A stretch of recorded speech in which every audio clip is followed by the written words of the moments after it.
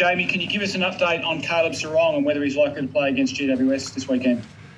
Look, with Caleb, he's probably more unlikely than likely. We've got a discussion to have this afternoon, but he hasn't been able to complete it too much this week. But yeah, we'll talk more as a match committee group this afternoon. Are you confident that if he sits down for another week, that he'll be right after that? Yes, yeah, definitely confident about that. Yeah, it's a bit of a, we won't be rushing it if we decide that he's not right, but he'll be right for next week.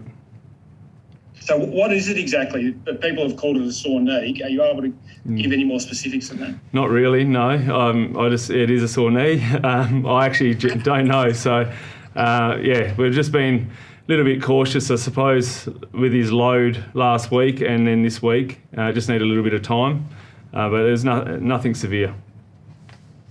And Sean Darcy? Sean's fine. He's looked good on the track this week, and he's bouncing around, so that's good signs. And David Mundy? Yeah, he's come out of COVID protocol as well. He had a good run into our main session the other day, and he looked fine today. So, yeah, we think he's going to be good to go. So the problem against St Kilda looked to be a little bit, it was partly about lack of dare from defence, but it's also partly about getting walloped in the midfield a bit. They have a strong midfield. If Caleb's not back, and obviously Nathan's not there yet, and Darcy Tucker is now missing, how do you compete with him in the midfield? Yeah, it's the mids did a great job to bounce back last week. They've definitely got a lot of talent in there, and they always have. And it's going to be a collective effort. It's going to be important for our rucks to get their hands and give our mids first use. But then the way our boys work together as a unit is going to be really important. And we felt they did that really well on the weekend.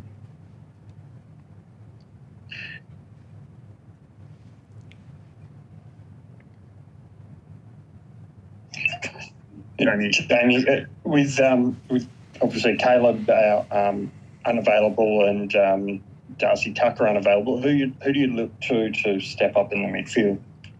Yeah, we have to wait on Caleb still, but our young guys, the way they stepped up on the weekend was fantastic.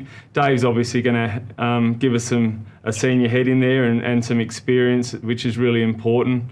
We had Aishi who rolled through the midfield and had some time there. He was a little bit flexible last week, given we had a couple of injuries. He had to go back as well.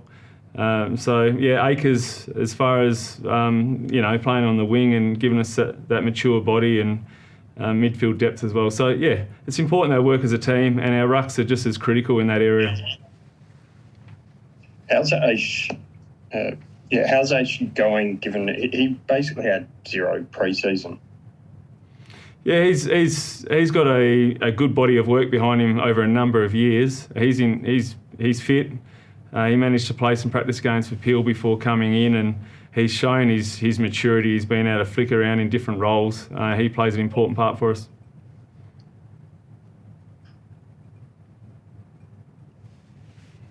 Justin, in terms of GWS's midfield, obviously Tom Green emerging, Cornelio. You've got Whitfield can go through there, and Josh Kelly. Do you look to put a tag on it all? And if so, who do you look at going to? Yeah, Paddy, they're the discussions we'll have with our match committee for sure. And you're right, they've got a number of them. So the discussion is, do we look to tag someone, or do we have a collective effort? And then we also got to wait and see what they want to do as well. Brayshaw got tagged last week. We noticed that they tagged Miller, so there's a chance they can do that. So, yeah, they're all the things that we throw around when we have our match committee discussions. So if you're not tagging, how do you go about, I guess, naturally limiting their sort of, I guess, impact on the contest? I know winning the ball yourself is good, but how do you go about doing that without having to tag them? Yeah, and again, not ruling out tagging. There's been a lot of discussion about that and the game, and tag is coming back in, so it is a part of the game. But again, it's around, I suppose, our balance. Clearances aren't all around that getting first hands on it. There's the way we adjust as well when the ball hits the ground. So, yeah, our guys, we've got our starting positions, having really good balance, making sure we're working together. And then reacting, and it's something that they work hard on. And like I said, we saw good results last week, and hopefully we can see that again this week. Josh Tracy, where does he sort of fit in the makeup of the 22 at the moment?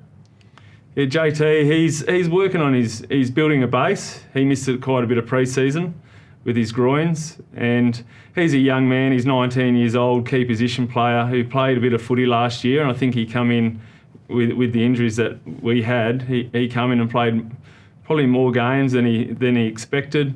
His attitude's been fantastic. He's at Peel Thunder, and he's just looking to build that base and really knock the door down with his performance. So he's not too far off, but we have open discussions, and he knows what he's working on.